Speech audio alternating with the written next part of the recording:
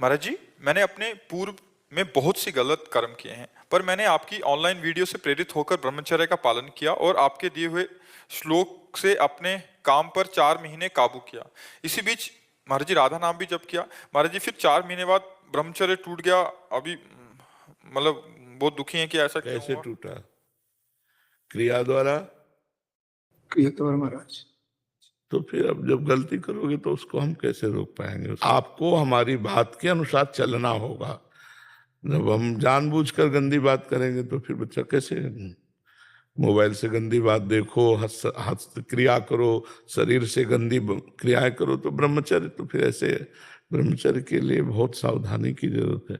और तुमने बहुत ब्रह्मचर्य नष्ट किया है। अभी तुम्हारी छोटी अवस्था है और तुम्हारा थर्मामीटर चेहरे का बता रहा है कि तुमने बहुत ब्रह्मचर्य नष्ट किया है। हाँ, तो अब कैसे हुआ? पूर्वाभ्यास 4 महीना क्या चीज होता है? पूर्वाभ्यास वो तुम्हारे को परेशान करता है।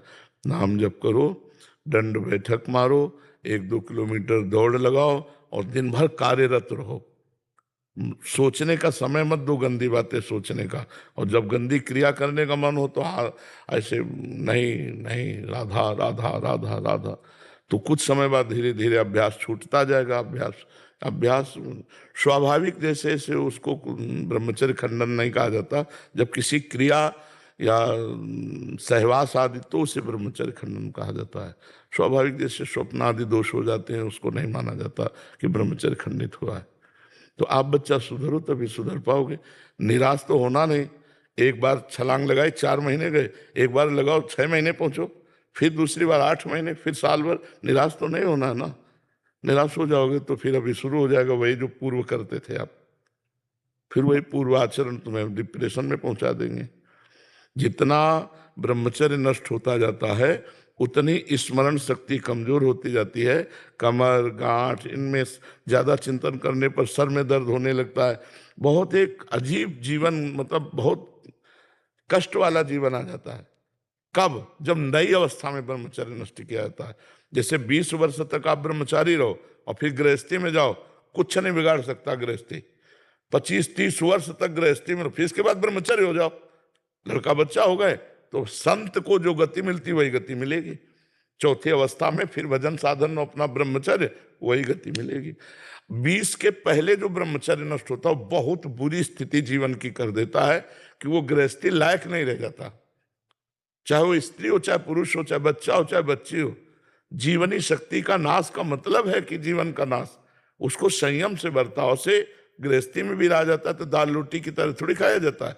संयम से बर्ताव किया जाता है। 1 महीने में शास्त्र आज्ञा करता है, वैसे तो और भी नियम है, पर 1 महीने में जब माताएं बहनें मासिक धर्म से जिनका ब्याह हो चुका है तो अपने पति के साथ पवित्र होकर, वो जो महीने में मासिक धर्म आता है उसके बाद पवित्र होकर संतानोत्पत्ति के लिए 1 महीने में एक बार सहवास का आदेश है शास्त्र में। अब इस बात को कौन मानता है? तो इसीलिए न तेज है, न उस प्रकार की स्मृति है, न बौद्धिक बल है।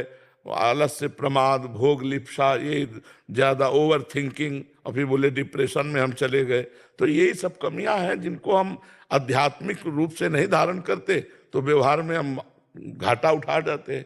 क्योंकि अब हम इसीलिए बहुत, जब ये प्रसंग आता है तो बहुत परेशान हो जाते हैं कि आजकल जो बच्चों की हालत हो रही है कि पूछो मत।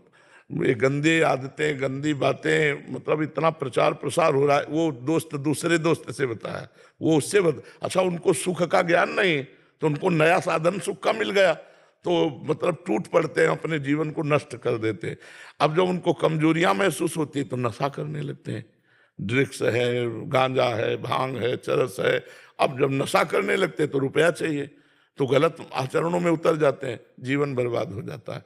या फिर कहीं एक दूसरे को ब्लैकमेल करना, और अगर 2-4 महीने 6 महीने ऐसे नियम चला और फिर टूट जाए तो फिर आके गलती मानना, फिर नियम ले लेना। 1000 बार हम फेल हों तो भी हम पास होने की कोशिश करेंगे तो कभी ना कभी तो पास हो ही जाएंगे हम। अभ्यास योग युक्त है ना, अगर हम अभ्यास करेंगे तो जीत जाएंगे। ठीक है जी। राम जी बेंगलोर से। राधे राधे। जय श्री राधे महाराज जी। महाराज जी आपके चरणों में कोटि कोटि प्रणाम। महाराज जी, मैं ये जानना चाहता हूँ कि धर्म की परिभाषा क्या है। धर्म ये कहता है कि दान करो, धर्म ये कहता है कि नाम जप करो, धर्म ये कहता है कि माता पिता की सेवा करो, गुरु जी की आज्ञा का पालन करो। महाराज जी, वास्तविक में मैं और संसारिक रूप में मैं धर्म का ज्ञान मेरे को कराएं। एक है लोक धर्म, एक है वेद धर्म, एक है भागवत धर्म और एक है प्रेम धर्म। ये अध्यात्म की क्रम बाई क्रम ऊंचाइयां हैं। लोक धर्म में आप किसी के पुत्र हैं, आप किसी के पति हैं, आप किसी के भाई हैं, और हो सकता है आप किसी के पिता भी बन जाए या बने हों। ये लोक धर्म है। जब लोक धर्म का ठीक से पालन किया जाता है तो उसकी भागवत धर्म में पहुंच होती है। लोक धर्म का ठीक से पालन करने के लिए वेद तस्मा शास्त्रम प्रमाणम ते कार्याकार्यो व्यवस्थितो, कार्य और अकार्य की व्यवस्था शास्त्र प्रमाणित करता है। शास्त्र प्रमाणित पति का क्या कर्तव्य है पत्नी के प्रति, भाई का क्या कर्तव्य है भाई के प्रति, पिता का क्या कर्तव्य है पुत्र के प्रति, पुत्र का क्या कर्तव्य है पिता के प्रति, समाज में तुम्हारा मनुष्य रूप में आना क्या कर्तव्य है, इनका शास्त्र के द्वारा ज्ञान होता है। तो वेद रीति से, वेद धर्म से हम अपने लोक धर्म का पालन करते हुए जब चलते हैं तो भागवत धर्म में प्रवेश होता है। भागवत धर्म ही जीवन मुक्तता की तरफ ले जाता है, भागवत धर्म ही प्रेम में डुबोता है। तो पहले लोक धर्म का पालन करे, फिर आगे इसका त्याग कर दे। धर्मम भजस्व सततम त्यज लोक धर्मान। बोले धर्म का सतत भजन करो। बोले किस धर्म का? बोले लोक धर्म का त्याग करके भागवत धर्म का। धर्मम भजस्व सततम त्यज लोक धर्मान सेवन सदा साधु पुरुषन जय काम तृष्णाम। ये भागवत धर्म का परिचय कहां से मिलेगा? बोले भागवत जनों के बीच में, संतों के बीच में। और संतों का सेवन का लाभ कौन ले सकता है? जो कामना और तृष्णा का त्याग कर देता है। सुने हुए, पढ़े हुए, देखे हुए भोगों की भोगने की इच्छा का नाम कामना है, और भोगे हुए भोग को पुनः भोगने की इच्छा का नाम तृष्णा है। जय काम तृष्णाम। सावधानी, अन्यस्य दोष गुण चिंतन मासु मुक्त्वा सेवा कथा रस्म हो नितराम पिबत्वम। दूसरे के गुण दोष का चिंतन करना त्याग कर निरंतर भगवान भक्त और समाज की सेवा, भगवान की लीला गुण नाम का चिंतन गायन, इसी से परम पद की प्राप्ति होती है।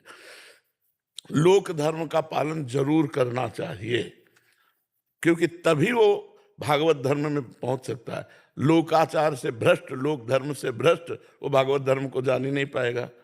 अपने अपने कर्तव्य का निर्वाह करना अति अनिवार्य है। जैसे संन्यास धर्म को स्वीकार करना चाहते हैं अर्जुन जी, भगवान कह रहे युद्ध करो, अपने कर्तव्य का पालन करो। तुम्हें जो लोक धर्म मिला है उसका पालन, क्षत्रिय कुल में जन्मे और तुम्हारा युद्ध इस समय अवसर आ गया है धर्म, तो इसको करो। अब जैसे दान पुण्य आप नाम ले रहे हो कि दान पुण्य, हमारी दृष्टि में इसका कोई महत्व नहीं है। दान पुण्य का कोई महत्व नहीं है, क्योंकि एक लोहे की जंजीर है जो अशुभ कर्म पाप कर्म है, और दान पुण्य सोने की जंजीर, बंधा तो दोनों से है। अगर ऐसा दान करे तो दियम वस्तु गोविंदम तुभ्यमेव समर्पये। हे भगवान, आपने जो हमें दिया है वो आपको समर्पित है। सामने हम जिसकी भी सेवा करें उसे भगवान मान, इससे भगवत धर्म का प्रादुर्भाव हो जाएगा। ये जो दान पुण्य सब साधारण बातें हैं। असाधारण बात है नाम जप करना। नाम जप करते हुए अपने कर्तव्य का पालन करो, सब धर्मों की पूर्ति हो जाएगी। जैसे समुद्र का आचमन कर लो, सब नदियों का आचमन हो गया ना।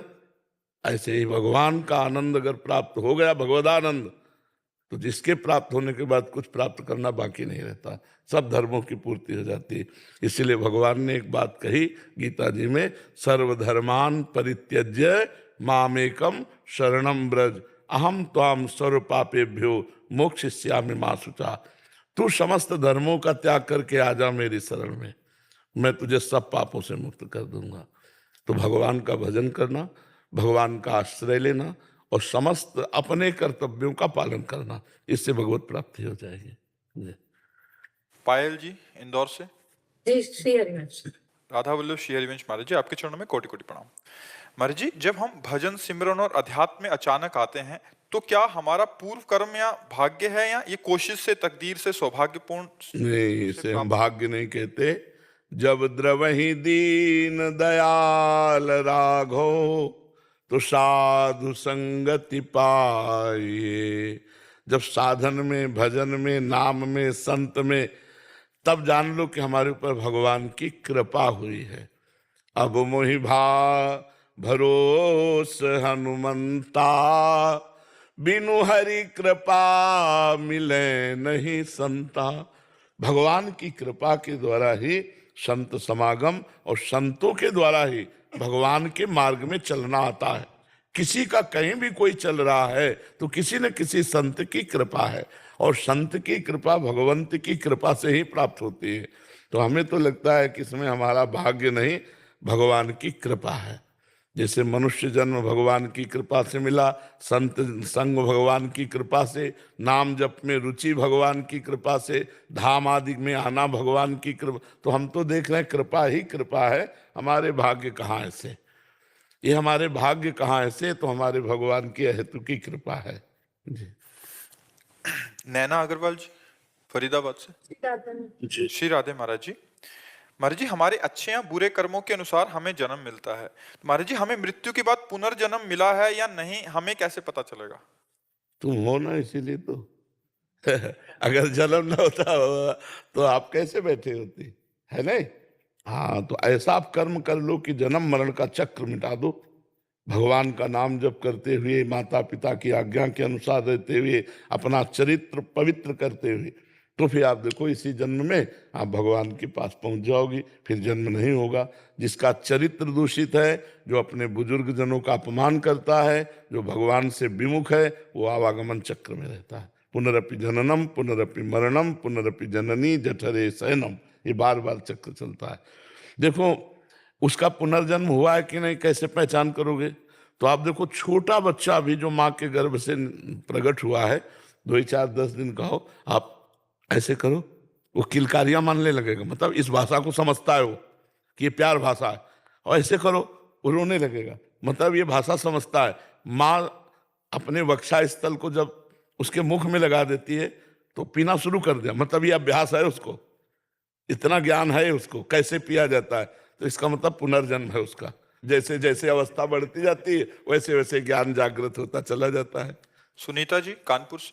राधा राधा वल्लभ श्री हरिवंश महाराज जी। महाराज जी, पिछले 2 वर्षों से आपका सानिध्य सोशल मीडिया के द्वारा मिला।